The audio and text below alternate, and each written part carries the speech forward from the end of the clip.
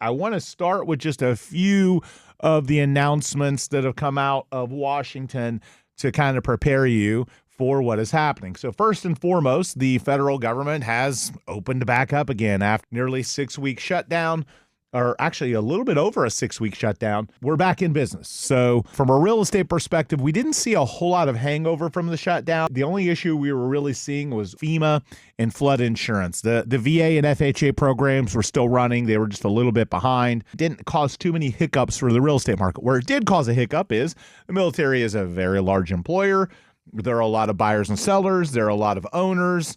There are a lot of people that are looking to buy that are furloughed or not working and can't get employment verifications and not getting income right now. So there were some hiccups from that standpoint, but from a regulatory place, the real estate market was moving along with the exception of flood insurance. So all that should kind of correct itself over the next few weeks and smooth out. Of course, until they vote again, hopefully we don't have a shutdown in January. It looks like they did a temporary extension to January.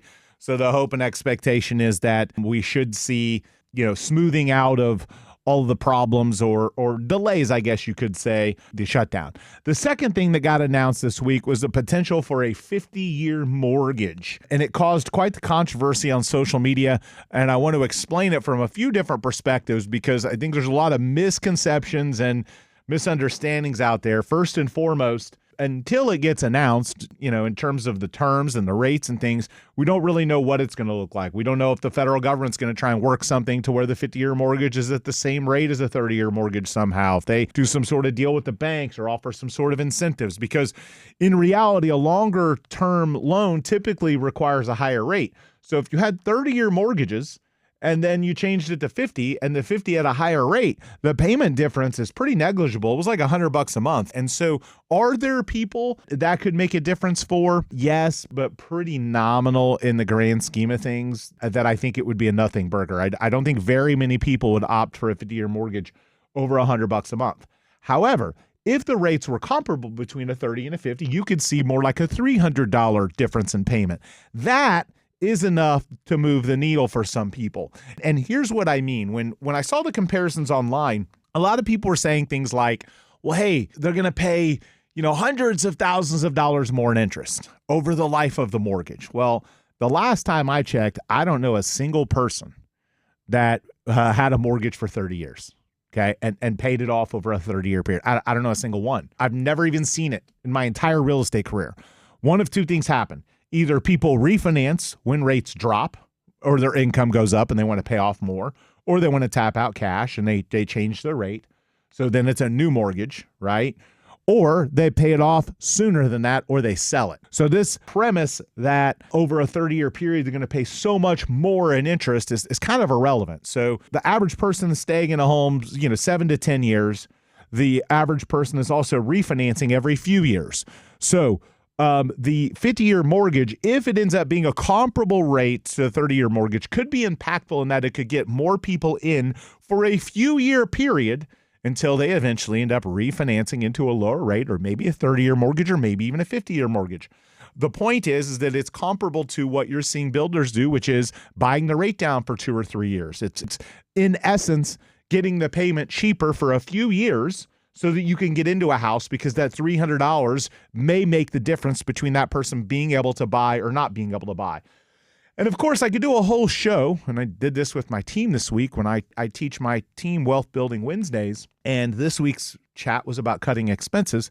I'm pretty sure most Americans could probably cut out $200 to $300, lower their expenses to be able to afford the 30-year mortgage. But that assumes people have financial discipline that I think we have learned most people do not have.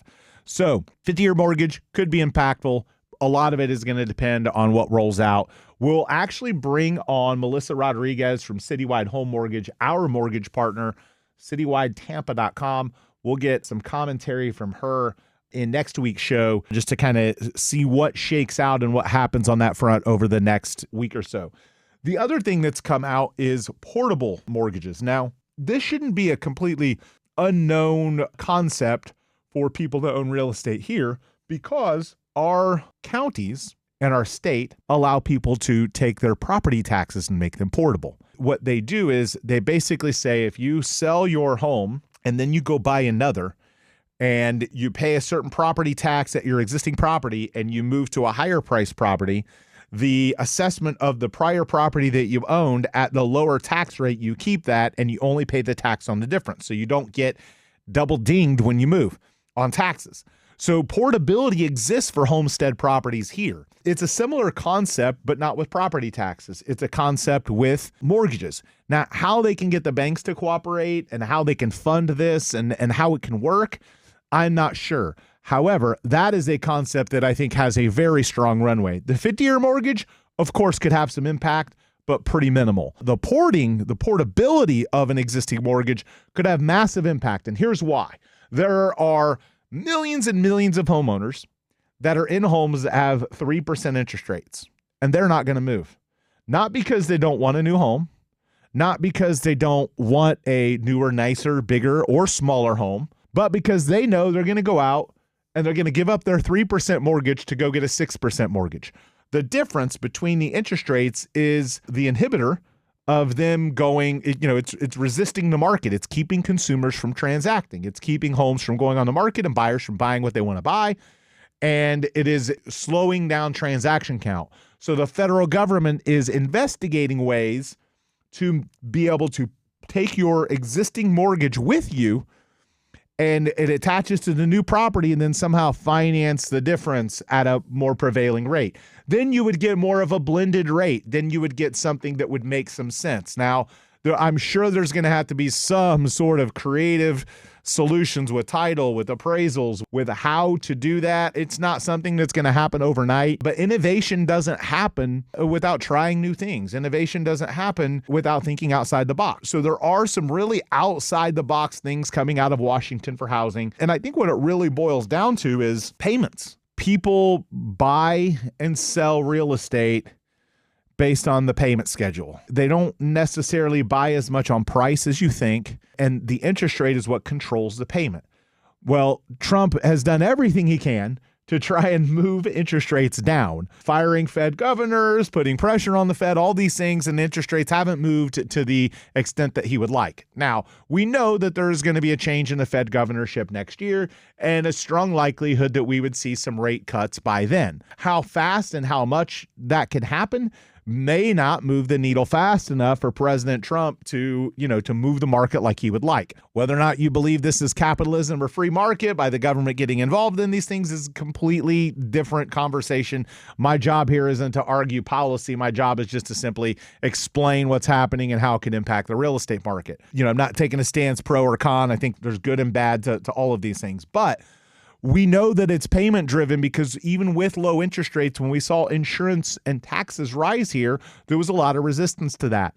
So we know our state is working on abolishing or massively reducing property taxes because they know and understand that the buyers and sellers of real estate in our market are very payment driven. The property taxes come out, they have to pay them. There are a lot of consumers that don't enjoy having to pay for that at a rate that maybe is disproportionate to the benefits that they get. So all of these things are lining up towards, innovation and, a surge in the real estate market. So whether or not they end up coming to fruition, the introduction of them, as well as the other things happening in real estate up north, political things, clean storm season. Look, we made it, right? I think there's a couple weeks left of hurricane season, but our local meteorologists have said it's cooled off to the point where it doesn't appear we're going to have much impact. So I think we've got a clean hurricane season, which was a thing that we needed after last year's challenging year. So combining all those things, as well as the innovation being talked about in Washington, 26 and 27 are going to be much better real estate years. However, real estate is very, very slow moving. When I say I think 26 and 27 are going to be better real estate years, it's not happening overnight. Are we starting to see a little pickup in the number of leads? Yes. Are we starting to see a little pickup in the number of people coming to look at houses? Yes, a little pickup. But our market is off, in some parts of Tampa Bay, 60+% in terms of number of transactions from peak. So that isn't happening overnight. It's just not. And I think the political landscape right now, and some of the things happening up north are going to move some people here, but it's going to be very slow moving. Look, there was an election in New York. Mabry, who is a Democratic socialist, was elected in New York City. There are a lot of rumblings that people are going to leave New York. They're going to move down here. And while I think there's some validity to that, I want to talk about the timeline of that and the impact. I mean, we even have clients saying like, oh, I want to raise my price because all these people are moving from New York. I want people to understand that if you pay attention to the stock market or crypto and you see these huge swings, right? The stock market rises several percentage points in a day, or a stock goes up 27% in a day. Real estate is not that. It is the slowest moving market in the world. Let me repeat that. Real estate is the slowest moving market in the world. It took years for all the impact from the Great Recession to have impact on prices. It took years for those prices to drop, not days, not hours, not weeks. If you pay attention to stocks or crypto and you see the movement that they make when there's a policy decision or an announcement from the president or some sort of trend, real estate does not work like that. It is the most unique market in that it is very, very slow moving. People don't move overnight.